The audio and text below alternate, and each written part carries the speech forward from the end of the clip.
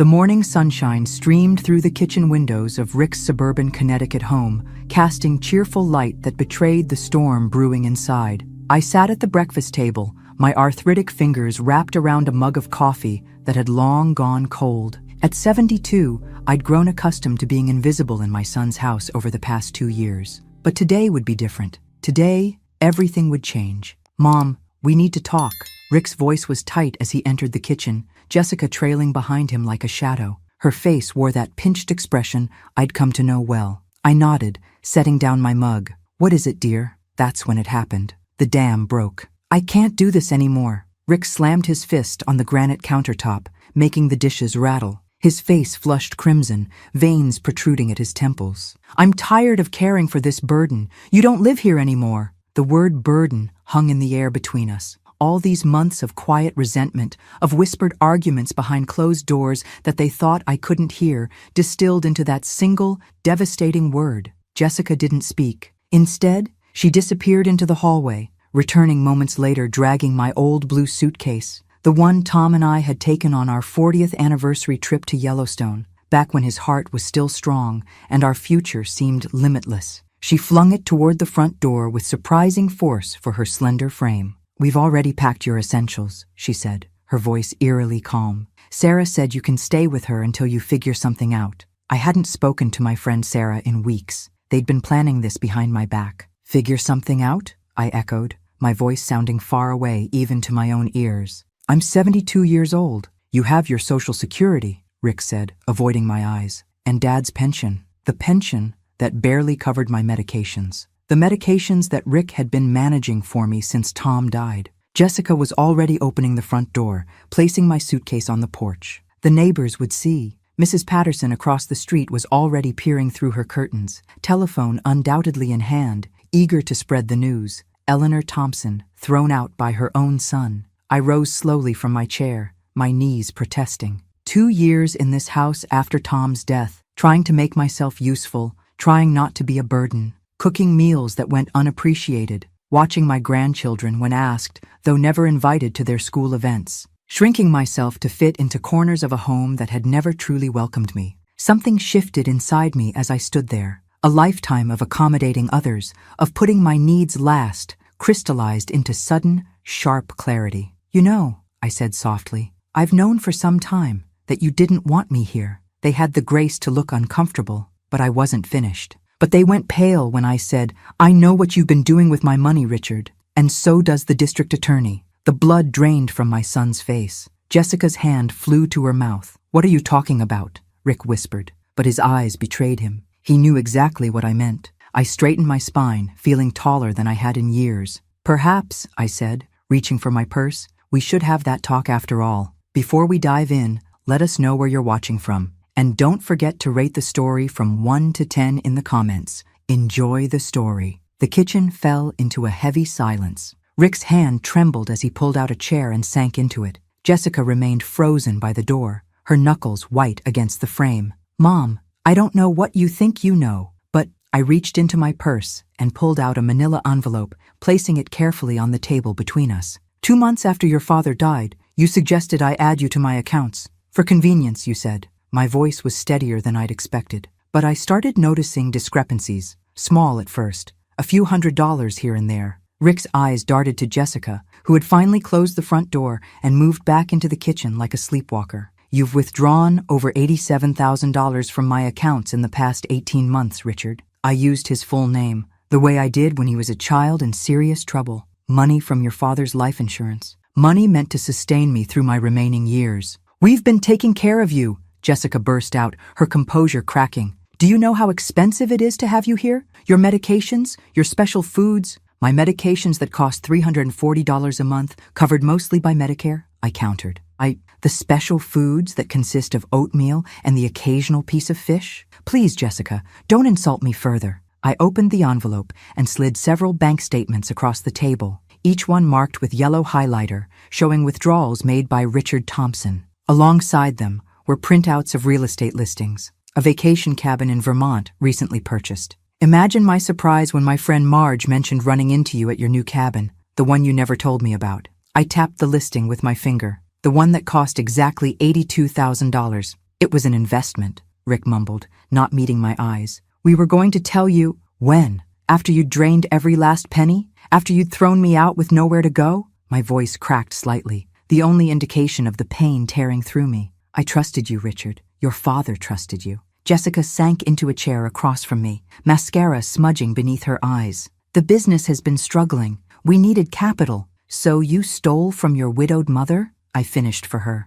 I spoke with Detective Parker last week. He's an old friend of your father's from the police department. He advised me to file charges, but I wanted to give you a chance to explain first. Rick's face contorted. You went to the police before talking to me? Your own son? You were throwing me out of your house before talking to me, I reminded him quietly. Your own mother. The silence that followed was deafening. Outside, a lawnmower started up, the mundane sound of suburban life continuing while my world imploded. What do you want? Rick finally asked, his voice hollow. I looked at my son, this stranger wearing the face of the boy I had raised, and felt my heart breaking all over again. I want what's mine, I said simply, and then I want to leave, but on my terms, not yours. What I didn't tell them was that Detective Parker had advised me to wear a wire, and that our entire conversation was being recorded. Sarah's guest bedroom was smaller than the room I'd occupied at Rick's, but infinitely more welcoming. Floral curtains framed windows that overlooked a small garden,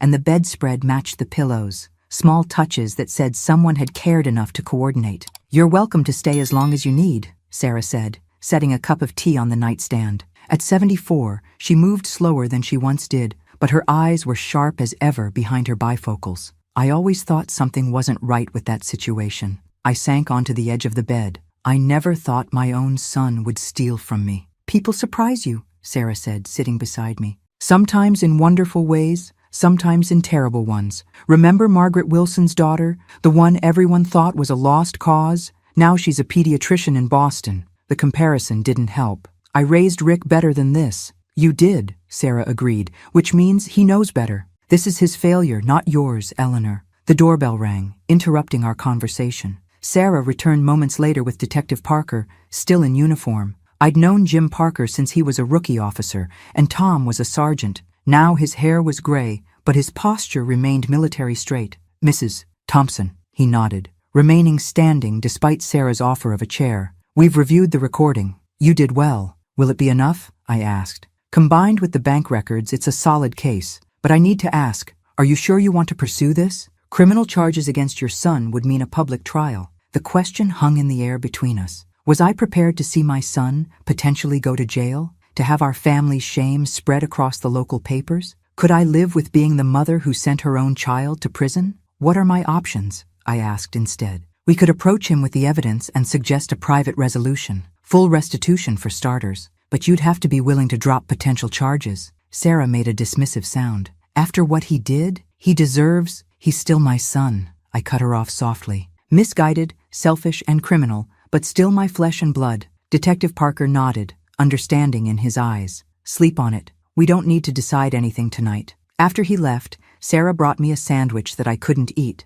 My mind kept replaying moments from Rick's childhood, teaching him to ride a bike, bandaging scraped knees, his graduation day when Tom had been so proud he couldn't stop smiling. Where had we gone wrong? When had money become more important than family? My phone buzzed with a text message. Unknown number. Mom, please don't do this. We can work something out. Meet me tomorrow at the diner, 10 a.m. Come alone. I showed the message to Sarah, who immediately shook her head. Absolutely not. He's desperate, Eleanor. Desperate people do desperate things. She was right, of course. But as I stared at the message, another thought formed, one that Detective Parker might not approve of. If I met with Rick, wearing a wire again, I could get him to confess to everything. The Bell Diner hadn't changed in 30 years. Same red vinyl booths, same chrome-trimmed countertops, same smell of coffee and maple syrup. I'd brought Rick here for chocolate chip pancakes after dentist appointments when he was small, his face lighting up at the first taste of sweetness.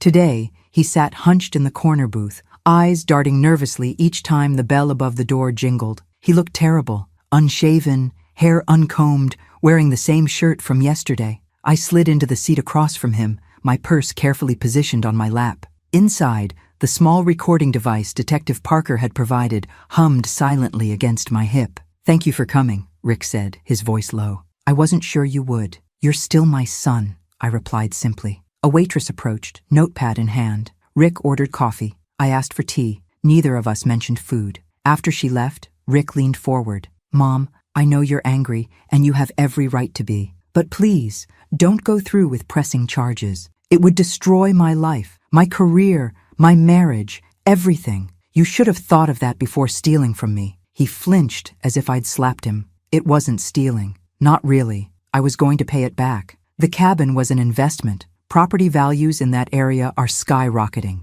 We could have made a 50% return in 2 years. So you gambled with my retirement funds without telling me?" I kept my voice level. "Funds I needed to live on? You were living with us. We were taking care of you, until you decided I was a burden and threw me out." The waitress returned with our drinks, her cheerful, "Anything else, folks?" fading as she sensed the tension. We waited in silence until she retreated. "Jessica and I have been having problems," Rick admitted, staring into his coffee. "Financial issues, her shopping, my business downturn. The cabin was supposed to fix everything. By stealing from your widowed mother? Stop saying that." His voice rose, drawing glances from nearby tables. He lowered it again. "I was desperate, okay? The business is failing. We're behind on the mortgage. Jessica doesn't know how bad it is. I had to do something." I stirred my tea slowly. "So you betrayed my trust." "I betrayed everyone," he whispered. And for the first time, I saw a glimmer of the son I remembered, the one who had once owned up to breaking a neighbor's window.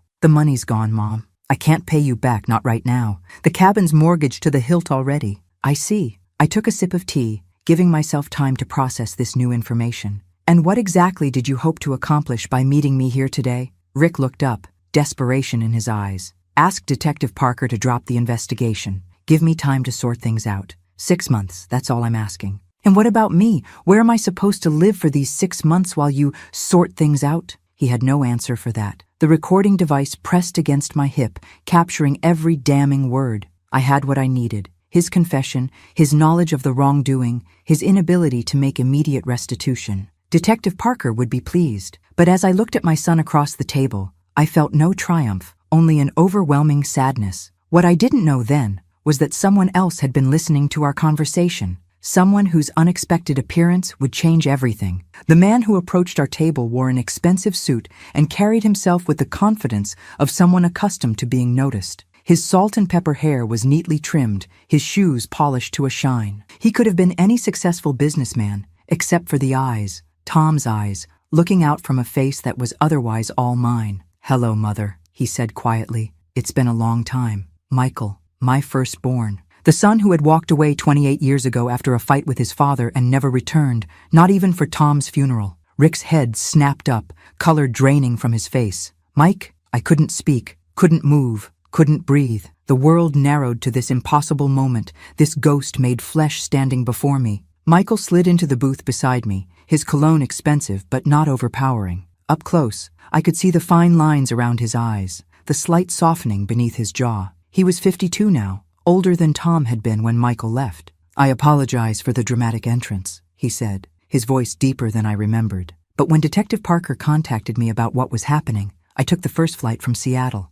"Detective Parker called you?" I finally found my voice. "How did he even know where to find you?" "I never disappeared, Mother. Not really. I just stayed away, as Dad demanded." Michael's gaze shifted to Rick, hardening slightly. "I've been keeping tabs on the family, sending Christmas cards that were returned unopened, making donations to Dad's police benevolent fund in his name every year." Rick's expression cycled through shock, confusion, and settled on anger. "You abandoned us? And now you waltz back in like some kind of savior? Where were you when Dad died? When Mom needed help? Where was I?" Michael's voice remained controlled, but I felt him tense beside me. I was respecting Dad's last words to me, that he never wanted to see me again. I was building a life and a business that now employs over 300 people, and I was waiting for the day when either of you might reach out. He turned to me. "Detective Parker said you never knew about the letters or the cards." My mind raced, putting pieces together. The male Tom always insisted on collecting himself. The way he changed the subject whenever Michael's name came up. "Your father told me you wanted no contact with us." Michael's bitter laugh held decades of pain. "That sounds like Dad, always controlling the narrative." Rick slammed his hand on the table, rattling the cups. "This is bullshit. You can't just show up after 30 years. 28, Michael corrected calmly. "And I'm not here to disrupt your life, Richard. I'm here because our mother needs help, and you've betrayed her trust in the most fundamental way possible." The recording device pressed against my hip, still capturing every word, but now it felt like an intrusion, a mechanical witness to a family wound being ripped open. "What do you want?" Rick demanded. Michael turned to me, his expression softening. "That depends on what mother wants. I have a proposal, if she's willing to hear it. 2 sons, one who had stayed physically present while stealing from me, one who had remained financially ethical while staying away, both broken in different ways by the same family legacy." "I'll listen," I said quietly, reaching up to switch off the recording device. Some conversations needed to happen without evidence, without witnesses, without anything but the raw truth between blood relations. What Michael proposed next would change all our lives forever. Michael's proposal was simple in theory, complex in emotion. "I want to buy the cabin from Rick at full market value," he explained, hands folded on the table between us. "That money goes directly to Mother, restoring what was taken. In exchange, no criminal charges are filed." Rick's expression wavered between relief and suspicion. "What's the catch?" "The catch," Michael said, meeting his brother's gaze steadily, "is that you agree to family counseling, all of us, and you sign a legal agreement acknowledging the debt and promising no financial contact with Mother's accounts ever again." "And if I refuse?" Rick challenged, though his voice lacked conviction. "Then Detective Parker continues his investigation, and Mother decides whether to press charges." Michael shrugged slightly. "I'm not here to strong-arm you, Rick. I'm offering a way out that protects Mother and gives you a chance to make amends without destroying your life." The waitress approached again, sensed the tension, and retreated without speaking. Around us, the diner continued its morning routine, coffee pouring, pancakes flipping, lives proceeding in their ordinary patterns, while my family performed extraordinary surgery on its wounded heart. "Why would you do this?" I asked Michael, studying the face that had haunted my dreams for decades. "Why now, after all this time?" Michael's expression softened. "Because you're my mother, because despite everything, family is still family, and because I've learned something in 28 years of exile, grudges cost too much." "That's rich, coming from you," Rick muttered. "Mr. Disappearing Act?" "I never stole from her," Michael replied evenly. The barb hit its mark. Rick flinched, then fell silent. I looked between my sons, one I'd raised to adulthood but clearly failed in some fundamental way, one who'd been torn from my life in his youth, but somehow raised himself to become the man sitting beside me. The complex emotions swirling through me defied simple categorization: grief, anger, hope, loss, and beneath it all, a mother's endless love for her children, however flawed. "I need to think," I said finally. "This isn't just about money." "Of course," Michael nodded. "Take whatever time you need." Rick looked panicked. "The detective will wait for my decision," I finished firmly. "This is still my choice, Richard." As if summoned by his name, Detective Parker appeared at the diner's entrance, scanning the room until he spotted our table. Our eyes met, and he raised an eyebrow in question. I gave a small shake of my head. "Not now." He nodded and took a seat at the counter, ordering coffee without looking our way again. Present, but giving us space, just like Tom would have done. Tom, what would he have made of this scene? His sons reunited across a diner table, his widow caught between justice and mercy. The thought of him brought a sudden clarity. "Here's what's going to happen," I said, surprising myself with the authority in my voice.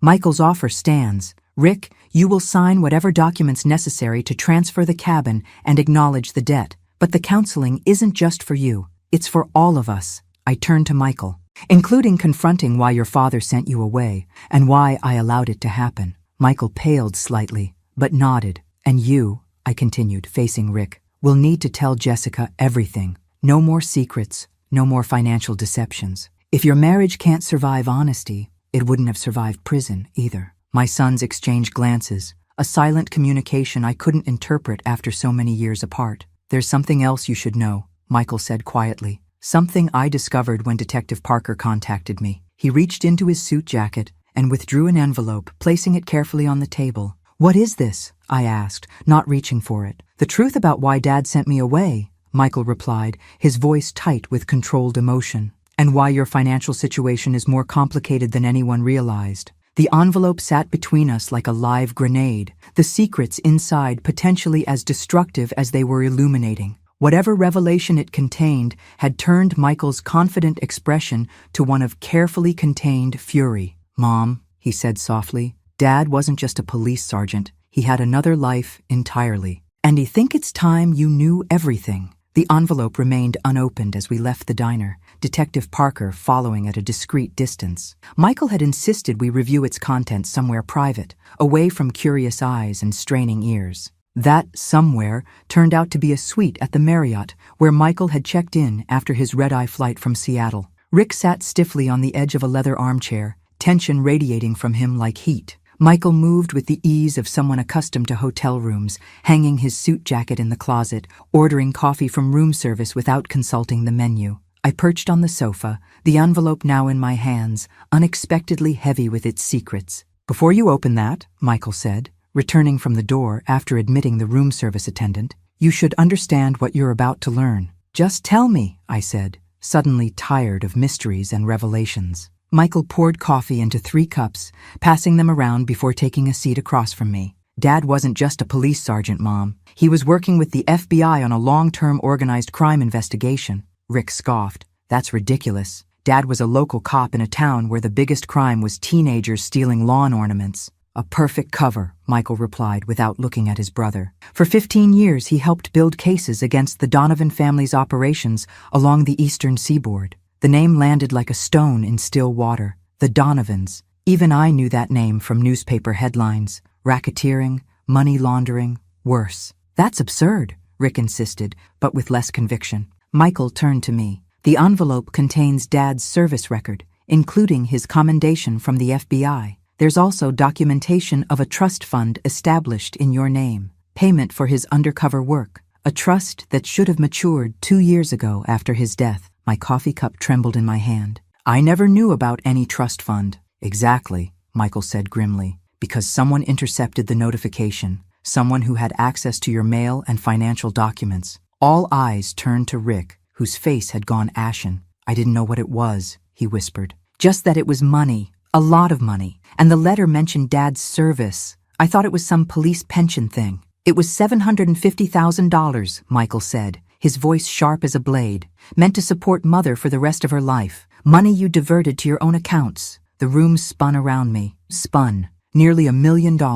Stolen not just from me, but from Tom's legacy. His years of dangerous work I'd never known about. "Why did he keep this from me?" I asked, my voice small in the vast silence that had opened between us. "To protect you," Michael answered. "Knowledge was dangerous. That's also why he sent me away." "What do you mean?" Michael's eyes, so like his father's, held decades of hurt. "I discovered documents I wasn't supposed to see, confronted him. He gave me a choice, disappear with enough money to start over, or stay and potentially endanger everyone. So you left without a word," I whispered. "Let me believe you'd abandoned us." It was his condition. Clean break, no contact. Michael's voice cracked slightly. "He said it was the only way to keep you safe, to keep all of us safe." I finally opened the envelope with trembling fingers. Inside were exactly the documents Michael had described: FBI commendations, trust paperwork, and something else. A handwritten letter from Tom, addressed to me, dated 1 week before his heart attack. The first line read, "If you're reading this, Eleanor, it means I'm gone and the danger has passed. It's time you knew the truth about our life together." I couldn't read further, tears blurring the words into indecipherable smudges. My entire marriage, my understanding of my husband and family, was being rewritten in real time. "I need to know everything," I said, looking up at my firstborn son. "And then we need to decide what to do about the money Richard stole. All of it." Rick buried his face in his hands, shoulders shaking silently. What none of us realized was that Tom's letter contained a warning that had come too late, a warning about dangers that had never truly passed. "Dad was supposed to testify against Vincent Donovan," Michael explained as I tried to process Tom's letter. "The FBI had been building a case for years. Dad's testimony would have been the linchpin. But he died before he could testify," I said, the implications washing over me in a cold wave. "His heart attack." Michael's expression confirmed my unspoken fear. "The FBI investigated. They concluded it was natural causes, but they could never be certain," I finished. Rick had been silent for so long I'd almost forgotten his presence. Now he looked up, eyes red-rimmed. "Are you saying Dad might have been murdered?" "I'm saying there were people who benefited from his silence," Michael answered carefully. "The FBI protected all of us afterward. Surveillance, mail monitoring, the trust fund. But after 5 years with no incidents, they scaled back. By the time Dad died, the protection was minimal. I thought back to those early years after Michael left. The strange cars sometimes parked on our street, the way Tom insisted on driving me everywhere, his obsession with locking doors and windows. I'd attributed it to police officer paranoia. How blind I'd been. Vincent Donovan died 3 years ago, Michael continued. His organization fractured. The FBI considered the threat neutralized. That's why the trust was finally released. And I intercepted it, Rick admitted, voice hollow. I didn't know what it was, Mom. I swear. The letter mentioned services rendered and a case number. I thought it was compensation for something Dad did wrong, maybe evidence he'd mishandled that resulted in a lawsuit payout. I was trying to protect his reputation. By stealing $750,000 meant for your mother? Michael's skepticism was palpable. I panicked, Rick shot back. And then it just seemed easier to keep going. The cabin, the business loans, one lie built on another. I refolded Tom's letter, my hands steadier now. What's done is done. The question is where we go from here. A knock at the door silenced us. Michael checked the peephole before opening it, admitting Detective Parker and a woman I didn't recognize. Trim, 50-ish, with the unmistakable bearing of federal law enforcement. Mrs. Thompson, she nodded to me. I'm Special Agent Diana Reeves. I worked with your husband. More secrets, more revelations. How much more could one day hold? What's this about? Michael asked, instantly alert. Agent Reeves surveyed the room, her gaze lingering on the open envelope in my lap.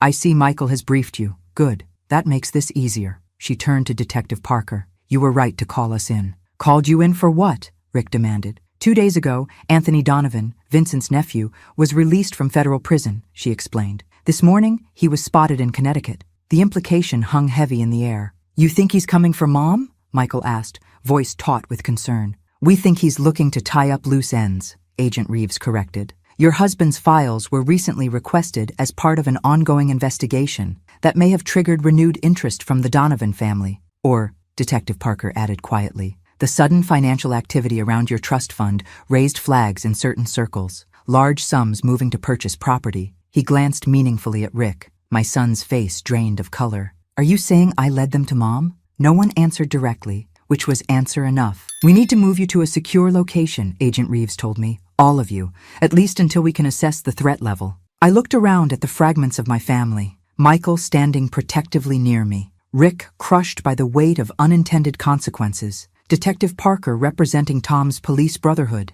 and this agent who had known a side of my husband I never did. No, I said firmly, surprising even myself. I'm tired of running from truths and hiding from realities. My husband lived a lie to protect us. My son left to protect us. I won't spend what remains of my life in hiding. Mrs. Thompson, Agent Reeves began, but I cut her off. If Anthony Donovan wants to find me, let him. But he'll be finding all of us, together, and he'll discover that Thomas Thompson's family is not as defenseless as he might think. As the words left my mouth, I felt something shifting inside me, dormant strength awakening. For decades, decisions had been made around me, about me, supposedly for me, but without me. No more. What I didn't yet realize was how soon my newfound resolve would be tested. The safe house was a colonial-style home on 3 acres of land outside Hartford. Unmarked cars patrolled the perimeter, while Agent Reeves and her team established security protocols.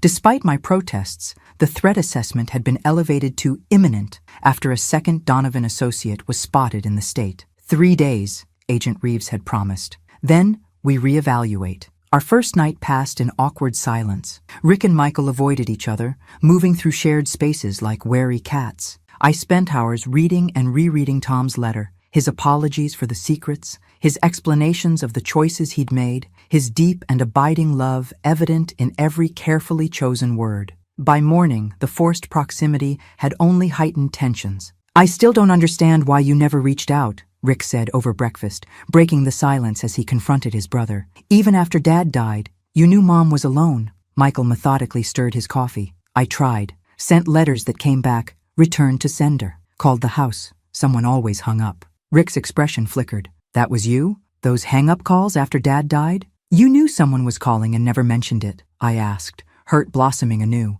I thought it was telemarketers, Rick muttered, but his eyes betrayed him. No, you didn't, Michael said softly. You knew it might be me, and you blocked me, just like Dad taught you to do. Rick pushed away from the table. Don't you dare! Stop it! I interrupted, my patience exhausted. Both of you. Your father is gone. I'm still here, and I won't have my remaining years poisoned by this feud. Both men fell silent, properly chastised. Tom did what he thought was right, I continued, finding strength in speaking his truth at last. He made impossible choices to keep us safe, but he's gone, and we're still paying the price of his secrets. A phone rang somewhere in the house, Agent Reeves answering in sharp, professional tones. Moments later, she appeared in the doorway, her expression grim. We have a problem, she announced. Jessica Thompson has been reported missing. Rick half rose from his chair. What? When? She never returned from her yoga class last night. Her car was found in the studio parking lot, keys still in the ignition.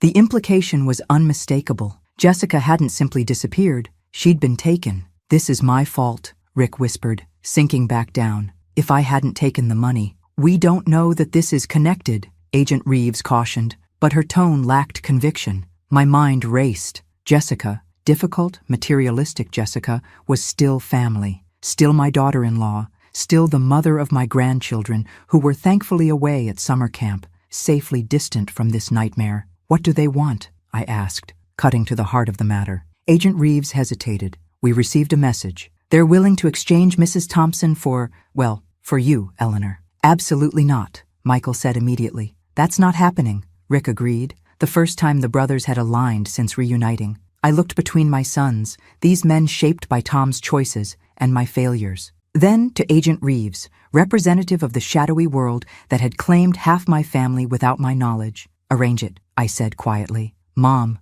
no. Both sons spoke in unison. Arrange it, I repeated more firmly, but on my terms. I want to speak to Anthony Donovan directly. Mrs. Thompson, I strongly advise against— My husband spent 15 years helping build cases against the Donovans, I interrupted. Apparently, I've been living under their shadow my entire adult life without knowing it. It's time I looked this threat in the eye. The room erupted in protests. My sons, Agent Reeves, even Detective Parker joining the chorus of objections. But beneath their voices, I heard Tom's words from his letter. You were always stronger than I gave you credit for, Eleanor. Forgive me for underestimating you. What no one else knew was that I had information Tom had included in his letter, meant for just such an emergency. Information about where to find evidence that even the FBI didn't possess. Trust me, I said when the protests finally quieted. I know what I'm doing. But as Agent Reeves reluctantly left to make arrangements,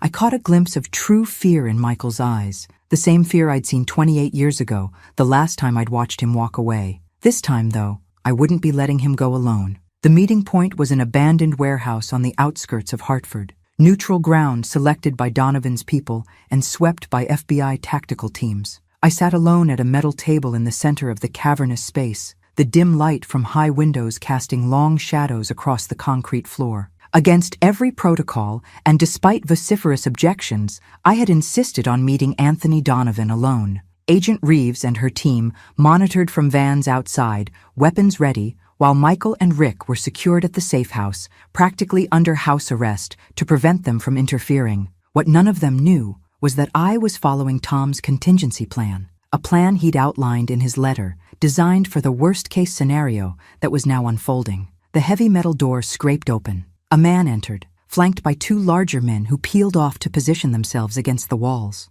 Anthony Donovan was younger than I'd expected, perhaps 40, impeccably dressed in a tailored suit with the easy confidence of someone accustomed to power. Mrs. Thompson, he acknowledged, taking the seat across from me. I appreciate you agreeing to this meeting. Where is my daughter-in-law? I asked, cutting through pleasantries. Safe, uncomfortable, but unharmed. He studied me with curious intensity. You're not what I expected. What did you expect? Someone, intimidated, afraid. A small smile played at his lips. Your husband was a formidable adversary. He cost my family millions and put my uncle in prison, where he died. Yet here you sit, alone, seemingly unconcerned. I folded my hands on the table, wedding ring catching the light. What do you want, Mr. Donovan? Revenge for your uncle? Access to evidence? His eyebrows lifted slightly, the only indication of surprise. You're well informed for someone your husband supposedly kept in the dark. Tom left instructions, I said simply, in case something like this ever happened.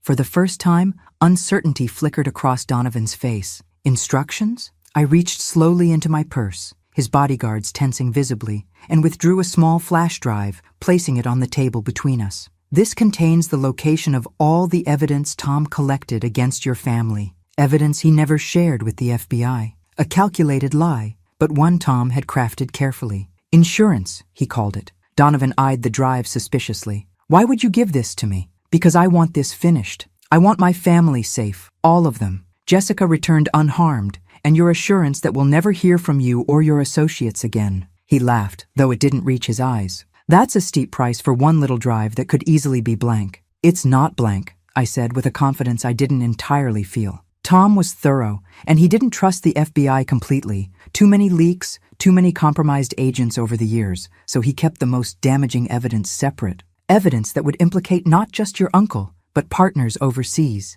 People even you wouldn't want to cross. Another calculated guess, based on Tom's letter. By Donovan's expression, it had hit home. What's to stop me from taking that drive and killing you anyway? He asked softly. Killing your entire family? The same thing that stopped you from killing Tom, I answered. Self-preservation. Tom arranged a dead man's switch. If anything happens to me or my family, everything goes public. Not just to the FBI, but to your rivals. To everyone. Donovan leaned back, reassessing me entirely. You know, for 20 years, I wondered what kind of woman would marry a man like Thomas Thompson. Now I understand. He reached for the drive. We have a deal, Mrs. Thompson. Your daughter-in-law will be released unharmed. Your family will be left alone. I placed my hand over the drive before he could take it. One more condition. I want to hear you say it. Why you really came after us now, after all these years. Something cold and calculating entered his gaze. Because someone offered me a lot of money to tie up loose ends. Someone who was concerned about financial irregularities in your accounts that might draw attention.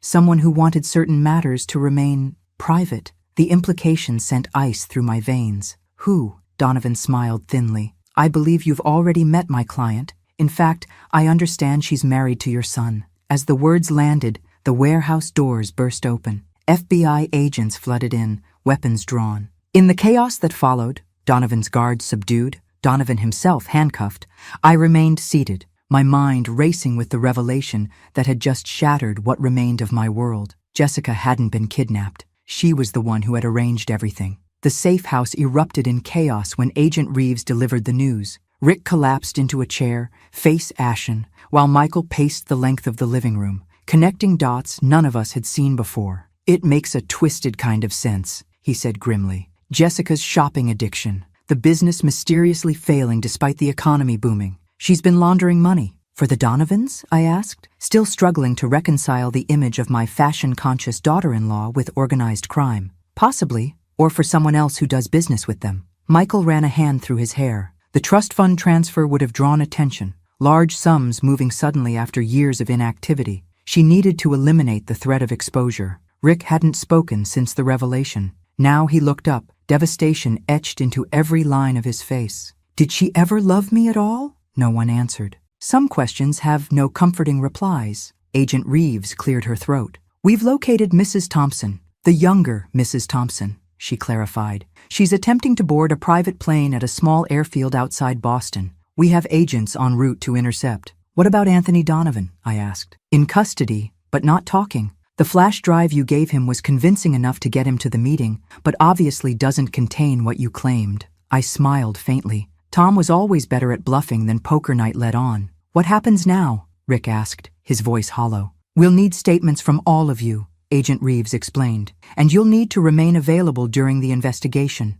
But the immediate threat appears to be contained. Michael moved to sit beside me on the sofa, taking my hand in his. It's over, Mom. Really over this time. But I'd lived too long, seen too much in the past few days, to believe in tidy endings. What about the children? Rick's children? The room fell silent again. In the chaos of revelations and danger, we'd almost forgotten about my grandchildren. 10-year-old Emma and 8-year-old James, still blissfully unaware at summer camp that their mother was a criminal, their father an unwitting accomplice, their family forever changed. I'll talk to them, Rick said finally, strength returning to his voice. When they come home, I'll find a way to explain. We'll find a way, I corrected gently. Together. For the first time since this nightmare began, Rick met his brother's eyes, without hostility. All of us? Michael nodded slowly. If you'll have me. Detective Parker, who had been silent throughout most of the exchange, finally spoke. Tom would be proud of you, Eleanor. All of you. I wasn't so sure. Proud of a family fractured by secrets?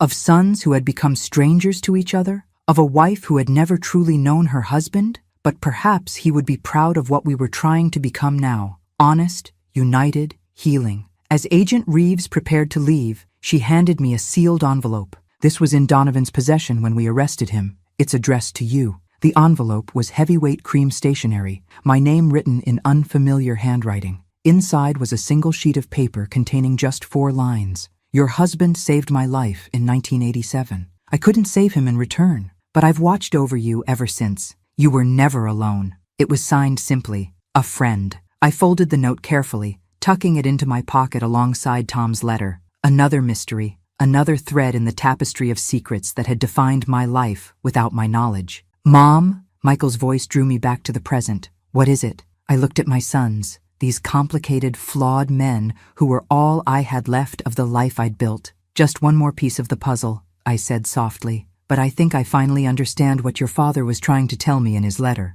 What's that? Rick asked. That the truth doesn't just set you free, I replied. Sometimes it brings you home. As night fell over the safe house, 3 generations of Thompsons gathered in its kitchen. Michael cooking pasta from ingredients found in the cupboards, Rick setting the table with methodical precision, me watching my family begin the delicate work of reconstruction. None of us knew what tomorrow would bring. Jessica was still at large, the Donovan threat neutralized but not eliminated, the financial and legal implications of Rick's actions yet to be fully resolved. But for the first time in decades, we faced these uncertainties together, and in that togetherness, I found a peace I hadn't known since before Michael left, before Tom's secrets, before my life became a carefully constructed facade. What I didn't yet realize was that the most shocking revelation was still to come, one that would redefine everything we thought we knew about our family. 3 months after the safe house, I sat on a bench in Hartford's Elizabeth Park, watching fallen leaves dance across the pathway. The rose gardens had long since faded, but there was beauty in the autumn landscape, a reminder that endings often prepare the way for new beginnings. Sorry I'm late, Michael said, approaching with 2 coffee cups. He handed me one before sitting beside me. The lawyers had more questions. They always do, I replied, accepting the warmth against my palms. The aftermath had unfolded with surprising swiftness. Jessica had been apprehended at the airfield, carrying false identification and nearly $300,000 in cash. The subsequent investigation revealed a web of deception, stretching back to before she'd even met Rick. Her maiden name wasn't even real. She'd been working for a money laundering operation with ties to the Donovans for over a decade, using my son's business as one of many shells. Rick had been cleared of knowingly participating in her criminal enterprises, though the theft of my trust fund remained a legal gray area that Michael's attorneys had carefully navigated. The cabin had been sold, the money returned to my accounts, and Rick had begun the long process of rebuilding his life and his relationship with his children. Have you heard from him today? I asked. Knowing Michael would understand, I meant his brother. He's picking up the kids from school, then bringing them to dinner at 6. Michael smiled slightly. Emma's excited to show you her science project. These small domestic details had become our new currency, the mundane, precious markers of a family reconstructing itself. Weekly dinners, school projects, holiday plans that for the first time in decades would include all of us. And the mysterious benefactor? Michael asked, nodding toward my purse where I kept the cream-colored note. Any more communications? No, I admitted. Agent Reeves says they've exhausted all leads. The identity of Tom's friend remained elusive, though we'd developed theories. Another undercover agent, perhaps. Or someone whose life Tom had saved during his police work. Someone with connections to the criminal world he'd infiltrated. Whoever they were, they'd gone quiet since Donovan's arrest. Mom, Michael said after a pause, there's something else. Something the lawyers found when going through Dad's estate documents.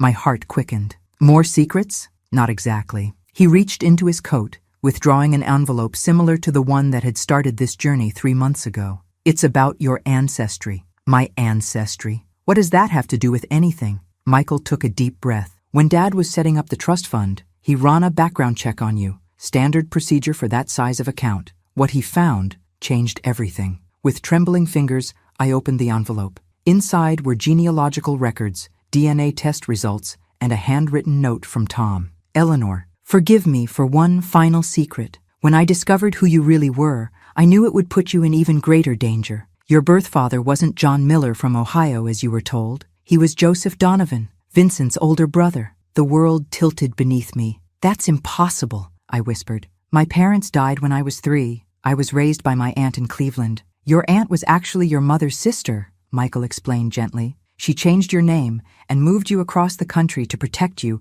after your father was killed in a mob dispute. You were never meant to know. The implications crashed over me in waves. Vincent Donovan had been my uncle. Anthony Donovan, my would-be killer, was my cousin. Did your father know when he recruited me for the FBI? Michael nodded slowly. It's why he chose you. Why he never told you about his undercover work. You weren't just his asset, you were his way into the family. Your blood connection gave his cover legitimacy. So our entire marriage was a lie? The pain of this final betrayal threatened to overwhelm everything else. No, Michael said firmly. Read the rest of his letter. I returned to Tom's words, blurred through my tears. I married you for the job, Eleanor, but I stayed for love. What began as my greatest deception became my most profound truth. Everything else I've ever told you about us, about our life, our family, my love for you, was real. More real than anything in my double life. When Michael discovered the truth about your connection to the Donovans, I had to send him away. Not just to protect our cover, but to protect him from the burden of knowing his mother was being used as an unwitting pawn. I've spent every day since trying to dismantle the organization that would have claimed you by blood, trying to earn the right to the life we built. If you're reading this, I've failed to complete that mission in my lifetime. Forgive me, Eleanor, not for loving you. Never for that, but for the web of lies that love was born in. You deserved better. Tom. The letter fell to my lap as decades of memories rearranged themselves around this new truth. All those business trips, the late-night phone calls, the way Tom had insisted on handling all our financial and legal matters. He loved you, Michael said softly. Whatever else was true or false, that part was real. A sudden clarity washed over me. The friend who's been watching over me, we think it's someone who knew the truth, someone who respected Dad's mission, but felt you deserved protection after he was gone. The autumn wind swirled leaves around our feet as I absorbed this final revelation. I was a Donovan by blood, part of the very family my husband had dedicated his life to bringing down. The family whose money had likely paid for my early education, whose genetic legacy I had unwittingly passed to my children. What do we do with this? I asked finally. Michael covered my hand with his. Whatever you want, Mom. It doesn't change who you are. But it did, in ways both profound and mundane. It explained the strange familiarity I'd felt when facing Anthony Donovan across that warehouse table. It explained why Tom had kept so many secrets. As we walked back to the car, I made my decision. I want to tell Rick together, and then I want to move forward. No more secrets, no more looking back. No more burdens, Mikhail agreed. The word echoed from that morning in Rick's kitchen when he'd called me a burden and thrown me out. How strange that his cruelty had set in motion the events that would ultimately free all of us. That evening, surrounded by my sons and grandchildren in Michael's rented house, I felt a peace I'd thought forever lost. Emma proudly displayed her science project, a family tree. I left spaces, she explained seriously, for all the family members were still discovering, out of the mouths of babes. Later, as Rick and Michael washed dishes side by side, an unlikely domestic scene that would have seemed impossible months ago, I stepped onto the porch and looked up at the stars. I understand now, Tom, I whispered to the night sky, and I forgive you. Whether it was imagination or something more, I felt a presence, the same watchful presence that had apparently shadowed me since Tom's death. Not threatening, but protective, family, in some complex, twisted way. I was no longer a burden, no longer a victim, no longer defined by secrets others had kept from me. I was Eleanor Thompson, daughter, wife, mother, survivor, and finally, after 72 years, I was free. Thanks for listening. Don't forget to subscribe and feel free to share your story in the comments. Your voice matters.